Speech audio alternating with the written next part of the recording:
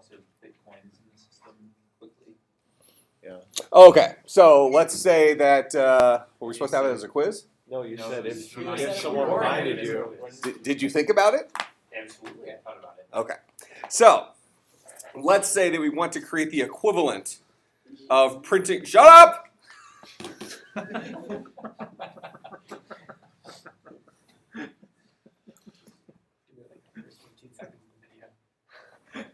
What are you smirking at, sixes?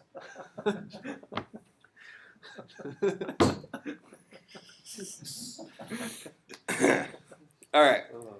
So let's say that we want to simulate the idea of printing more money.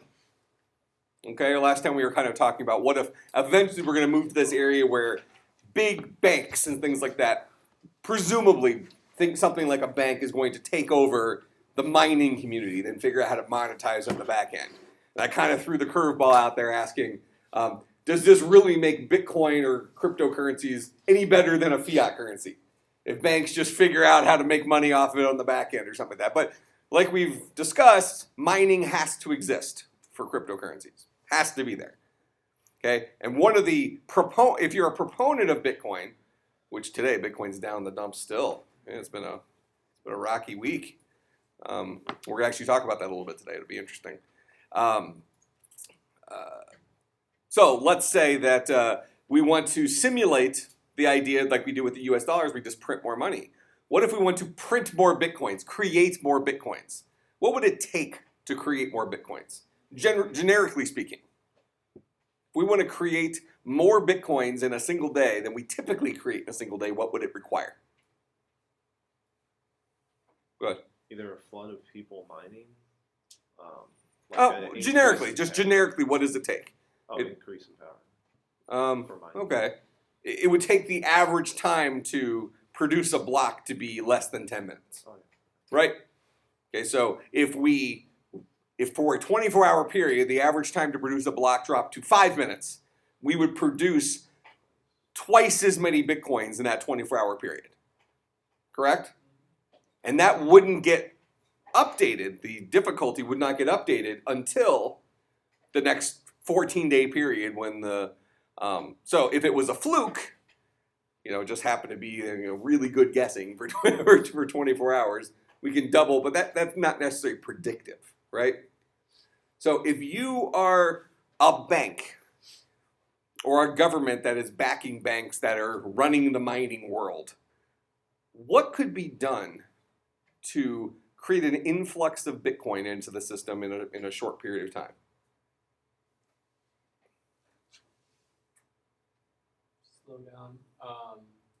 Slow down how much power you're putting into mining, and then when the difficulty drops, shoot the power back up. Okay. So let's say that at the end of the day, when all the hobbyists fall off the mining bandwagon, or most fall off the mining bandwagon, you'll have a couple of the the hipsters, the true believers. It'd be just like, how many of you saw the movie Johnny Mnemonic? Keanu Reeves is in it. Oh, Johnny Mnemonic, great. That should be a homework. Johnny Mnemonic, great movie. It's got Keanu Reeves, might be on Netflix. Keanu Reeves has got Ice-T. It's got a computer hacking dolphin. I mean, this is awesome. What's it called? It's called Johnny Mnemonic. The premise of the movie is this. Keanu Reeves is, this is kind of in a somewhat futuristic world. Keanu Reeves is something called a courier, where he carries important information inside of a biological hard drive that they've implanted in his head. And there's some worldwide disease, think like AIDS, but it's called something else, that a bunch of people are dying from. And some company has come up with a cure for this. And the bad guys don't want the cure to get out. So this guy's carrying the cure for this disease, but it's way too much data to fit into his hard drive, so it's using his brain for the extra space, so he's kind of dying. And then he's got to go to the hacking dolphin to get it out, obviously. Yeah. Right? And Ice-T has the hacking dolphin. But the reason that came up, the reason I was talking about Johnny Mnemonic is there's like, Ice-T is like the digital underground people. Okay, so he runs that. So you might have some digital underground at some point that is anti-bank, and they're still running some mining community or something like that, and somewhere in Yugoslavia or so. Yugoslavia doesn't even exist anymore, does it? But that's where it is. That's where it'll be. Trust me. It's on Netflix. Yeah, Netflix. Johnny Mnemonic. Highly recommend watching it. It's good flick. Good flick. Techie type movie. So in any case, if we have a bunch of banks working together, and banks, in the best interest of the banks, they want to make money off of Bitcoin. But let's just say that there is a circumstance. So this is in a world where Bitcoins have taken over as the general currency. Okay, so an unlikely scenario by today's standards, but in our fictitious little world here, we're going to go with that. And for whatever reason, we need to have an influx of Bitcoins dumped into the system. Now, pause that for a second. If a whole bunch of Bitcoins are added to the system today, what is that? What's the consequence of that later on for Bitcoin? Sure. Yeah, all the Bitcoins that will ever be created will have been created at a sooner date. It won't happen in whatever the date is in the year 2170 or something like that. It'll be earlier than that. So how much earlier? Well, it depends how long we produce more Bitcoins and how many times we decide to take advantage of this tactic, right? Now, not looking ahead maybe, just like the Y2K bug, maybe we decide, 2170, that's a long time off, so no big deal. What we do today, I'm sure we'll figure out a solution, right? Just like the ozone layer. Isn't the ozone layer repairing itself now or something? Yeah, see, no problem. Now we got another problem. See, I'm sure it'll fix itself, right? Just like your bleaching, the hundreds and tens and singles and stuff like that. They have a clearance on Clorox. Camps out for Clorox shipment day. All right. So in any case, these banks have a common interest. So assuming we move into a situation where the banks they're doing the majority of the mining, what could a bank do? Specifically, the banks get together, because if one bank is hurting because of the economy, probably all the banks will be for the same reasons, correct? So these guys, in some ways, are in competition with each other for clients, but in many ways, they're on the same page, right? They're all on the take, if you will. All right, so it would behoove banks in some circumstances to work together. And let's say you have 5 or 6 of the big banks doing all the mining. They could decide, how could we make it? How can we manipulate the mining market such that we could control how many Bitcoins get produced in a period of time?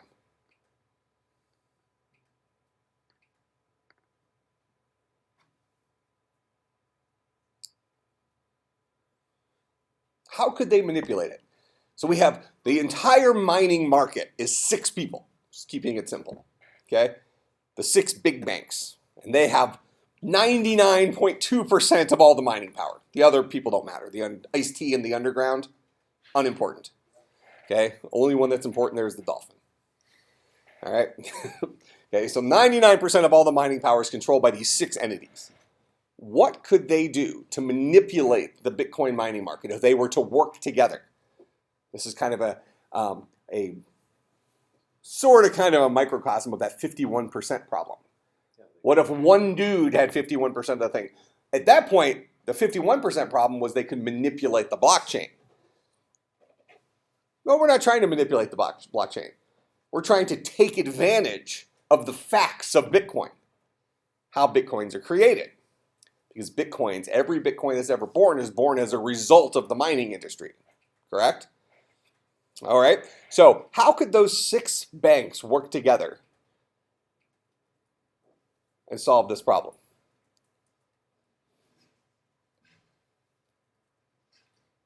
Go ahead. Maybe they can duplicate the transaction of when the Bitcoin is created, because the others, as they have more than 51%, they can validate this transaction. Okay, so that's manipulating the blockchain. Yeah. Yeah. The problem with manipulating the blockchain is it's reversible, because everything from that point forward will be invalidated, and then they would have to go back and undo all that stuff. So basically, if they're going to do that, that leaves that's going to leave a trail. There's a digital paper trail, if you will. Can't have that. Yeah, no trail with bleaching, right? You never leave a trail. Never leave a trail. Okay, so if we're not going to directly manipulate the blockchain, ultimately the blockchain is the record of Bitcoins being born, correct? So whatever we do will ultimately impact the blockchain. But what can we do to leverage the facts of how Bitcoins are created so that more Bitcoins enter the market over a period of time? How much time are we talking? I'm not sure it necessarily matters. Pick your amount of time, maybe over 2 weeks. So the next 2 weeks, we want to double the production of Bitcoins. Just using that as a number. If we can manipulate it one way, we can then manipulate it other ways, right? So just using the example, we want to double Bitcoin production for a 2-week period to give an influx of Bitcoins into the economy. And remember, there's 6 banks that control 99% of all the mining.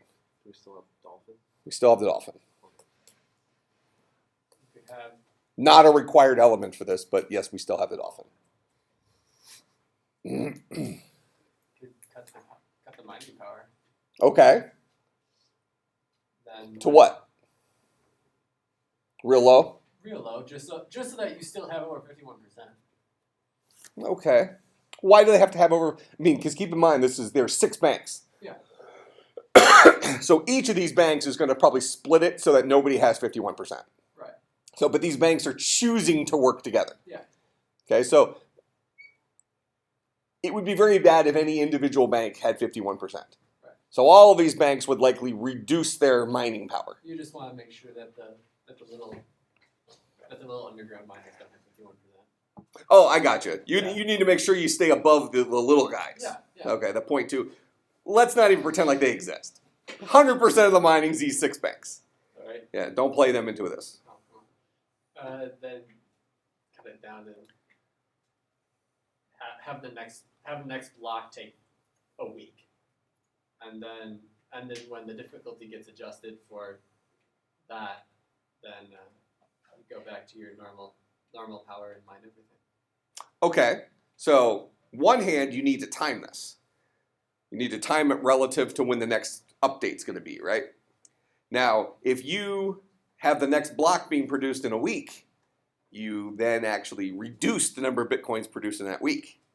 Yeah, but then you can, but then if you can increase the amount of blocks you can mine for the next 2 weeks to something drastically more than normal, you can probably make up for the ones you Okay. lost. Yeah. So the generic version of this is we need to reduce the average time to produce a block to something very small or something substantially smaller so that the next time the difficulty of the network updates, it reduces difficulty drastically. And then you crank up the mining power and you can produce Bitcoins much more quickly because the average block time will likely be a minute, 30 seconds, minute and a half, whatever, depending on how much you're able to reduce that average. You know, the average block time then goes way down, so you'll be able to produce a lot of Bitcoins in a very short period of time. Now, is that doable? If you were the designer of Bitcoin, would that be doable? How could you resist that? If you were the person who invented Bitcoin, invented the algorithm for this cryptocurrency, how could you prevent such a tactic? Go ahead. You don't allow the difficulty to drop too much all at once. Okay. So you control the maximum amount the difficulty can be modified, right? Right. Okay, so by doing that, now we prevent a situation like that where all the mining power is held by a certain group of people. And those people can now mess around with the difficulty. Now that doesn't mean they still couldn't do it. They could have a game plan, right? If all 6 of those people are working together, they can decide, okay, well, we need to have an influx of Bitcoins over the next year. Okay? And then what they do is they ride the difficulty down. And this is going to be unbeknownst to most people, right? Since people aren't really doing the mining anymore, they're not really paying attention to the difficulty of the network. And then what they do is they keep driving it down, trying to get it to drop at the maximum rate each month, right? Knowing that somebody's going to produce every Bitcoin, that was supposed to be produced. There's enough mining power that they'll keep producing the Bitcoins. And eventually, the market, the difficulty is where it needs to be. Okay? Now, once you get the difficulty sufficiently low, which who knows how long that'll take. We'd have to look at what the actual step down is for Bitcoin. Each algorithm, each cryptocurrency has their own rule for the difficulty update. But we could certainly drive it down over a period of time, correct? All right. So now, these banks are mining at a fraction of what they're capable of mining at. Correct? All right. So now the Bitcoin difficulty is really, really low. And these banks know that they have the horsepower to just crank it up one day and generate a bunch of Bitcoins really, really, really, really fast.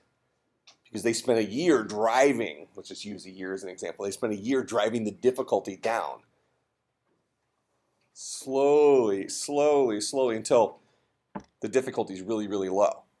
And all of a sudden they can just crank up their mining power and produce a bunch of Bitcoins in a very short period of time. So turning around our current trend.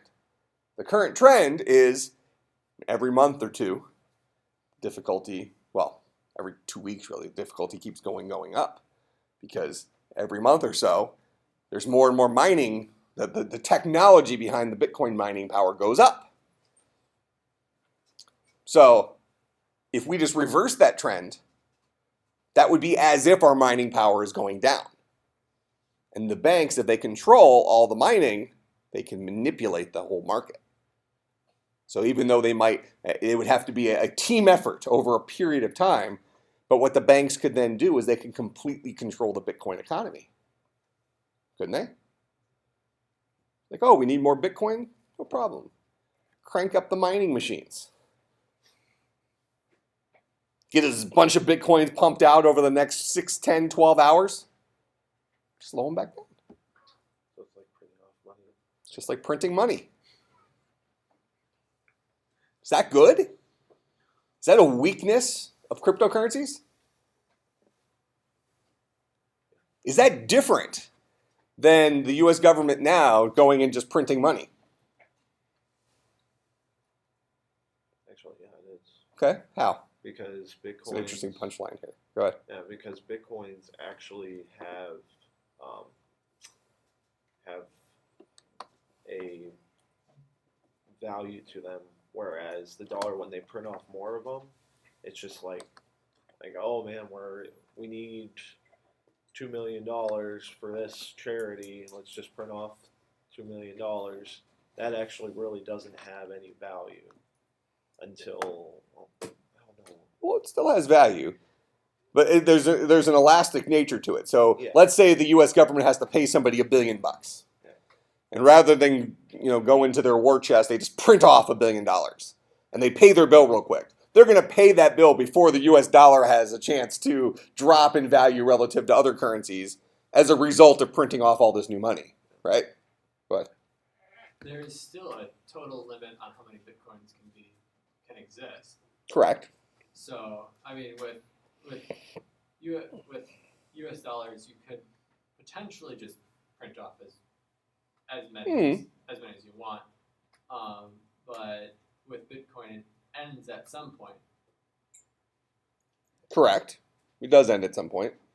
And the banks can be strategic about that and know that they're constantly playing with this yo-yo problem of when does Bitcoin actually end? Banks could do what?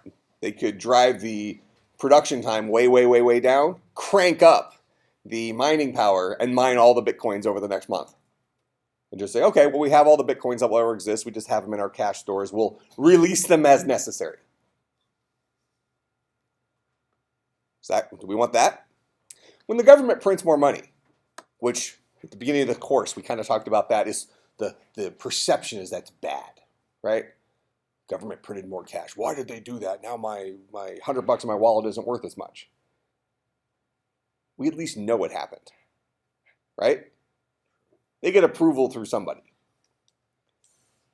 And they're usually buying the votes or whatever. It doesn't matter. But it's at least public knowledge.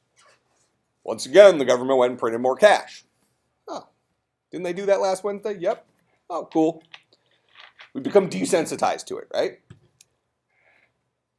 Well, people know if that happens with Bitcoin. So you have these banks doing something highly technical. The US dollar isn't really technical, right? What's involved? A little bit of bleach, a little printing press? Right. Okay. It's not a technical thing. The average consumer, the average person understands how US dollars work, correct? Does the average person understand how a complex currency like Bitcoin works? No. Let's assume Bitcoin takes over and becomes the new US dollar. Do you have to understand how Bitcoin works in order to use Bitcoin? Can we agree that that there's zero chance of Bitcoin taking over in its current state? Banks and other software companies or whatever are going to have to create tools to make Bitcoin convenient and easy for people to use. Just as easy as cash. We're not going to take a step backwards, right? We like credit cards because credit cards are convenient to swipe rather than opening up our wallet and counting out cash. We're not taking a step back. Make sense? So, at the very least, Bitcoin would need to be as convenient as the current thing. Well, let's just use credit cards as an example. As technology people, we probably have a relatively decent idea how credit cards work. Does grandma know how credit cards work? Maybe to some extent, but there's details in that you don't have to know to swipe a credit card. You swipe it, the magical machine charges your card, and each month you get a bill and you pay about the amount of the bill you want to pay. There's a minimum payment on it, and as long as you pay that, nobody screams at you. Correct? That's how they work. There's a lot more detail to that, but that's just how they work. How much more complex is Bitcoin than that? A lot more. A lot more complex. Is the average person going to be really monitoring these banks about, were more Bitcoins produced and stuff like that? No, somebody's going to have oversight. And then what? The Wall Street Journal is going to release some news story about, the blah, blah mining algorithm, the mining speed on the network has just tripled in whatever. It's just going to go right over people's heads. It's like, they increase the speed. That's good. Right. That's a good thing. So almost the security of it, the details that lead to the security of Bitcoin, are its own nemesis in a situation where the industry can be manipulated. If we keep going in the direction we're going, where it makes less and less sense for normal people, normal people to mine, and more sense for the people that are going to get into the area of regulating these things to mine. Because they're not mining because mining is profitable. They're mining because it helps them control the economy of Bitcoin. Does that make sense? They'll make their money back and then some, whatever it's costing them to do the mining. So with that in mind, does Bitcoin actually look less impressive? It's certainly teaching lessons. But it's maybe not as foolproof as you thought. It seems to be like, wait a minute. There's something to this, right? So, is it better to secretly produce more Bitcoin from the public's perspective versus publicly produce more US dollars? In either case, we're producing more currency. But with Bitcoin, it's going to be mostly below boards, right?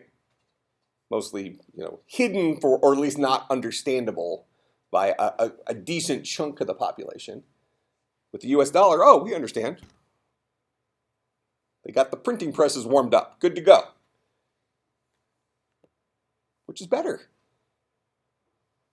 Doesn't that scenario, which we can certainly perceive as being a possible scenario, the direction the industry is moving right now, does that scenario kind of hurt the proponents of Bitcoin who use this example that, oh, the government can't, nobody controls it.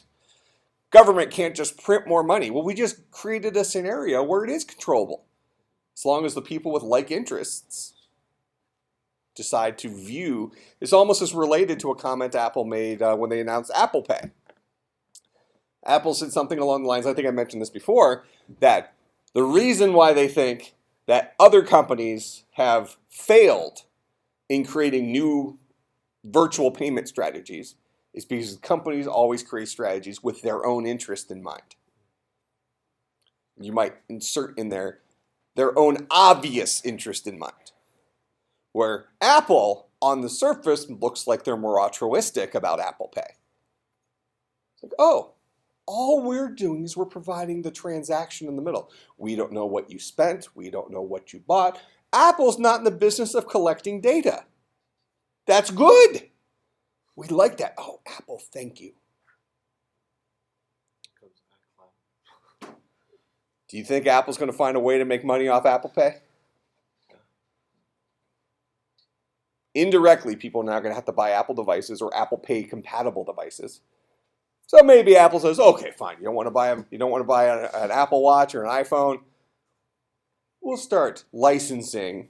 I can see this happening. I can see Apple maybe moving a little bit away from their proprietary nature in this case. Licensing Apple Pay technology to Android phone developers, designers, so that your next Samsung Galaxy will support Apple Pay? Possibly, right? And Google will probably come up with some sort of evolution of the Google Wallet that is similar to Apple Pay, and then it'll just be this interesting fight. But it might end up being kind of Visa versus MasterCard type thing. They can both exist. But whatever device you have, if we're moving in this direction of more convenient payments, you don't want your ability to buy stuff to be married to which phone you chose to buy, right? Apple is not going to be able to convince everybody to buy iPhones. The Android handset makers aren't going to be able to convince everybody to buy Android phones. So there's going to have to be some sort of licensing across the board so that if you have an Android phone, you can still use Apple Pay. Apple might as well make their money off you somehow. We can't get you to buy our phones, we might as well at least make your money off the payments. But the reason Apple Pay is going to work is because Apple didn't have their best interest in mind when they produced the technology.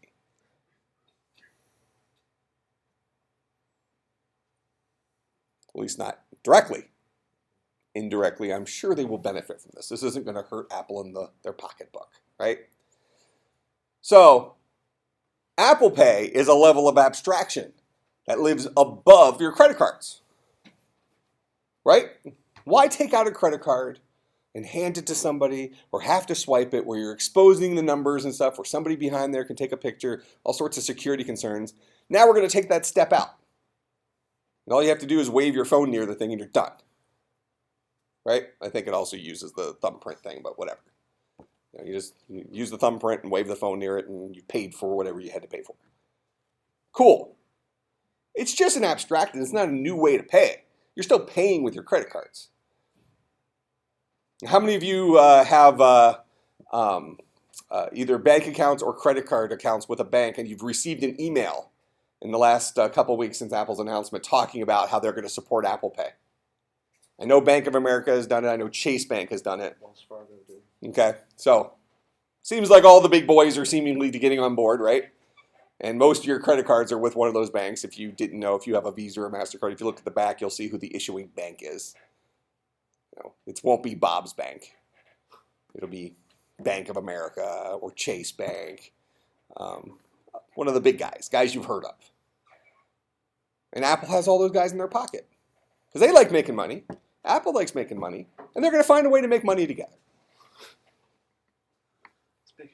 Now, are we okay with that? Because we get more convenient and more secure payments.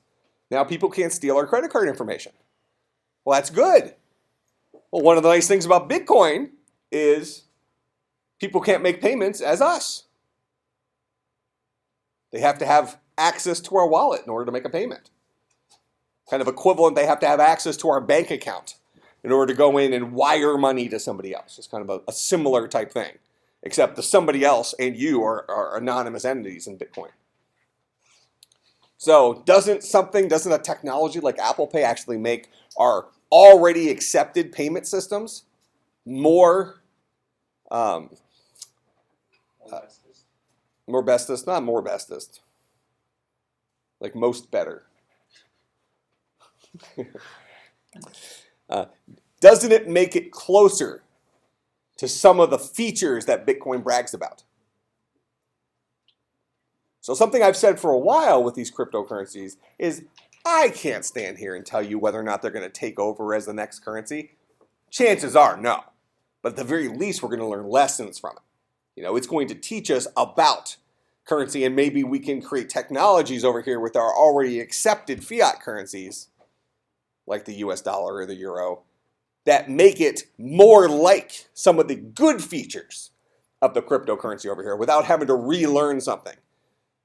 And that's why Windows 8 hasn't been popular. People don't like relearning the interface. That's why the next version of Windows 8 is going to look more like Windows 7. You know, the pieces are still there, but they're going to roll it back a little bit, make it a little bit more, user-friendly for people who are used to a more Windows 95, Windows 98, Windows XP type user interface experience. So people don't like change, and Bitcoin would be a big, big change. Okay, now an interesting thing has happened in the last 24, 48 hours related to Bitcoin. Really over the last month, let me just add a slide here. Last month, Bitcoin has gone from about $525 per Bitcoin to, last I checked today, it was about $396. Dropped pretty substantially just yesterday, and it's been dropping pretty steadily for the last month. Now, if you go back 3 months, Bitcoins were near $700 and are now below $400.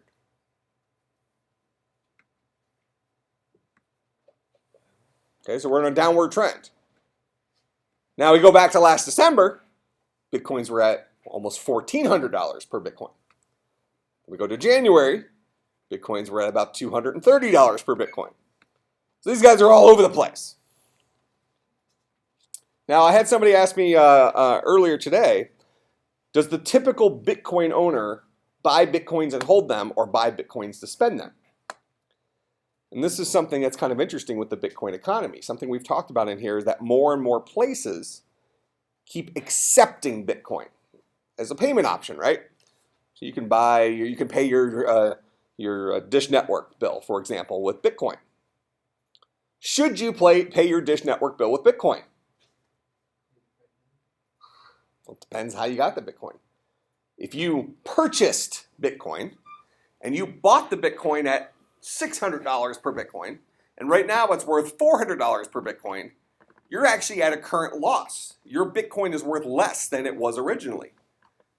So paying your Dish Network bill, even though your bill will likely scale to the current value of Bitcoin, is actually more expensive right now to pay by Bitcoin than it would be to pay in US dollars.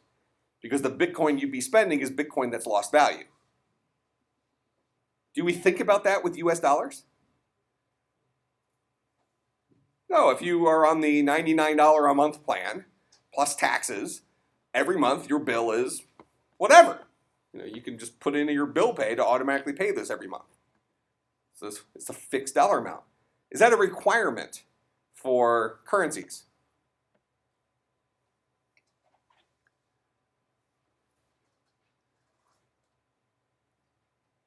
Doesn't it seem kind of weird to have to think about, is it smart for me to spend my Bitcoin this month? Go to the store and all the price things are always changing. Well, not just that, not just they're always changing, but also the source of your Bitcoins. Yeah. You might have 20 Bitcoins in the bank, in your wallet, but 20 Bitcoins might not get you as far this month that it did last month, or it might get you farther.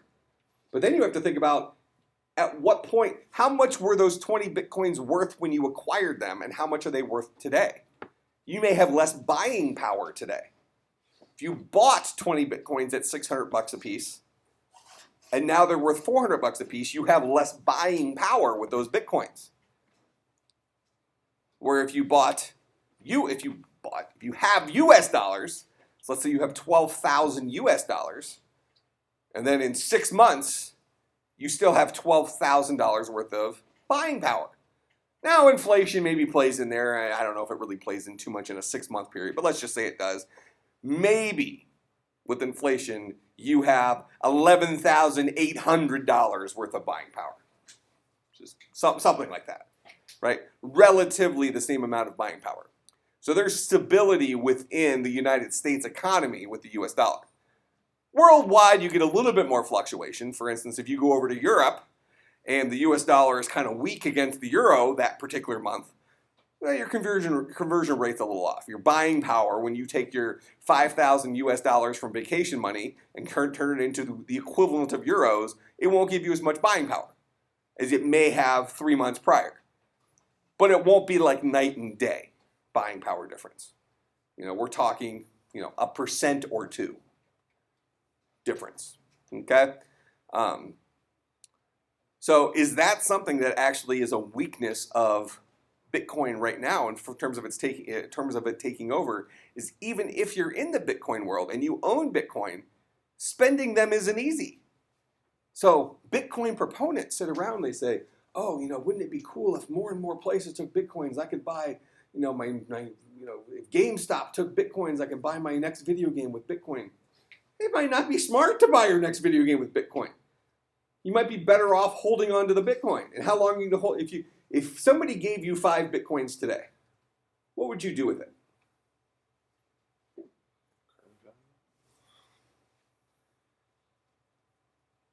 I would hold them for right now.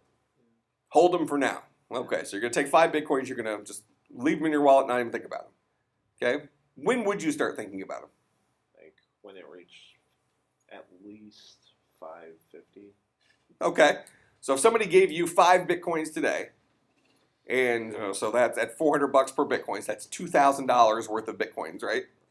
And they get up to 550. Now you're going to start thinking about them, right? Yeah. And what are you going to do with them?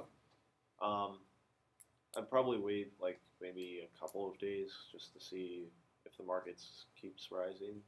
If it does keep rising, then I hold on to them. If it's Let's say it balances off. okay, then I would cash out. Cash out. So turn $2,000 into 5 Bitcoins. Let it rise to 550. And now your 5 Bitcoins are worth what? $2,750? $750 profit. Woot! Does that have anything to do with using Bitcoin as currency? That's treating Bitcoin entirely as an investment. Well, that's not good. If the goal of the Bitcoin community is to have Bitcoin be a viable currency to spend on stuff, yet even people in the know are treating it as an investment, isn't that problematic? But I don't think it could ever be a currency because it's based off of off of U.S. currency right now. So how could Bitcoin become the currency and not be based off of U.S. currency? well, it's not based off of U.S. currency. Well, it's We've based just off given it a value Yeah, based yeah. on U.S. currency, just like on other exchanges, they've given it a value based on the euro. But doesn't that also influx the price of things that you could buy with Bitcoin? So, that pizza that they bought before? Sure, but it's no different than us saying that $1 is worth 0.73 euro or something like that, 0.8 euro. something like that. The euro is more valuable on a single bill than the US dollar is. Not as much as it used to be, but it's more valuable. There's no difference, right? We can price a euro in terms of US dollars. We can price a US dollar in terms of a euro. We can price a Bitcoin in terms of a US dollar. It's all the same crap. But the difference is with US dollars, we buy stuff. We buy Big Macs with US dollars. And we could buy a Big Mac with a euro over in Germany or something, right? We can buy Big Macs with euros. Can you buy a Big Mac with a Bitcoin? If you could, would you? You could sell a Bitcoin. Oh, that's the key here. If you could buy a Bitcoin, buy a Big Mac with a Bitcoin, you wouldn't. Why? Because Bitcoin is worth $400, and I don't want to spend $400 on Bitcoin. Well, not with one Bitcoin. You buy it with a fraction of a Bitcoin. You get what I'm saying? I've seen what happens when you have like $200 in your account and you use a little bit of it.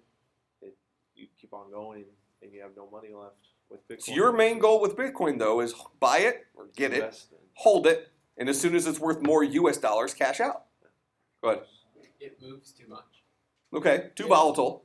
If it stayed at a relatively the same price in relation to other currencies, then you'd be more likely to spend it, because what you're doing is you're trading out a pretty volatile currency for something that you know is going to stay pretty much at a constant price. Okay, so the reason why people maybe are reluctant to spend Bitcoin on stuff right now is because the price is too volatile. People like a good deal, right? So if it becomes this major mind problem, a math problem to figure out whether or not it's in your best interest to pay by Bitcoin or pay by US dollar because of how volatile Bitcoin is, now you got to start taking into account, well, the average price I purchased Bitcoin at was X. The current price of Bitcoin was Y, and the price of the Big Mac is this in US dollars or this in Bitcoin, which makes more sense from a financial perspective. That's a very complex Big Mac purchase, right? Yeah. Not even that, but there's the potential that if you hold on to it and then you cash it out, you could have more Big Macs. More Big Macs. That's true. Or less. Less Big Macs. You only focus on the positive. Focus on the positive. All right, so how many of you, let's go ahead, you say your comment, then I'll ask this question. We gotta get Big Macs. No Big Macs. Would anybody in here, if you were given 5 Bitcoin today, or you had $2,000 and you made the decision to buy 5 Bitcoins with your $2,000, would any of you choose to use those Bitcoins to purchase stuff versus wait till it goes up, hopefully, and then turn it back into US dollars? Is there anybody in here who would be willing to take that risk? Well, there are some places that would, because using like credit cards does have fees associated with that. Mm-hmm. That, Bitcoin, that's like part of, why you should adopt Bitcoin, like as a merchant point of view, is because there's not fees. Merchant point of view, Yes. but not from a consumer point of view. But now for me, their prices could be lower because they don't have to pay those fees. I have seen that before. Okay. So, for example, I was reading about somebody who, like just went and bought like a fraction of a Bitcoin just for his one purchase. He saved money and now he used Bitcoin as a currency. Okay, I got it. So I mean, I don't know if I would like spend all of it, but I mean, I certainly. If So it's kind of something I need that I can maybe do a it, real-time conversion? Yeah. So if you could walk up and if there was a piece of software and that software lets you do this, it lets you say, oh, price of Big Mac is $2.99. If I swipe a credit card, that's what the price is if I swipe a credit card, because McDonald's needs to make up for their the transaction fee to Visa or whatever. Or it's the equivalent of $2.70 in Bitcoin.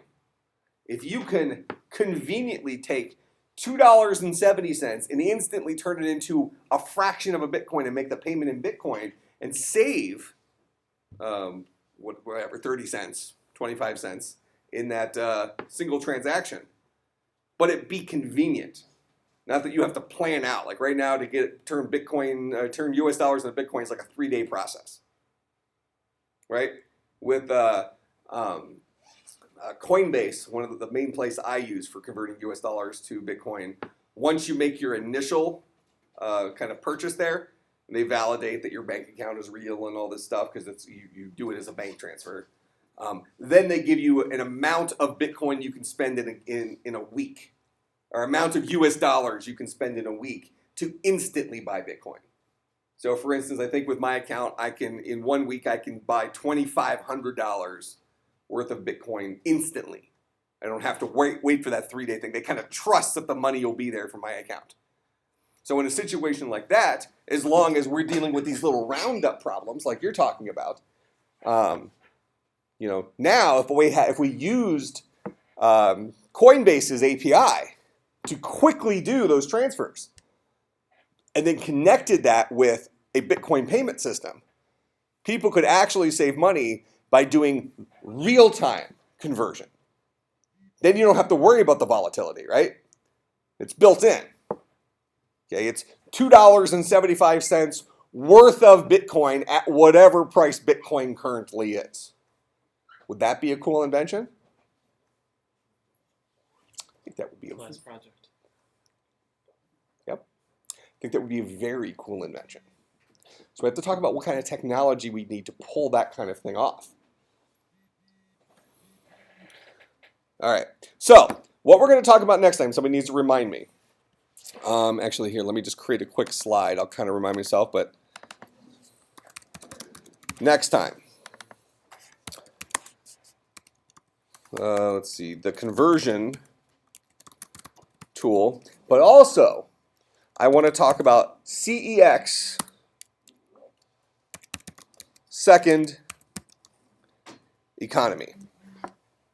Secondary economy at CEX. That is the economy of gigahashes. Something that's happened over the last 24 hours is the price per gigahash has gone from 0.0038 Bitcoins per gigahash to about 0.0028 Bitcoins per gigahash. Yet in that same 24-hour period, the price of Bitcoin has dropped about 12%. That seems to be in the other direction, right? And there's a volume issue.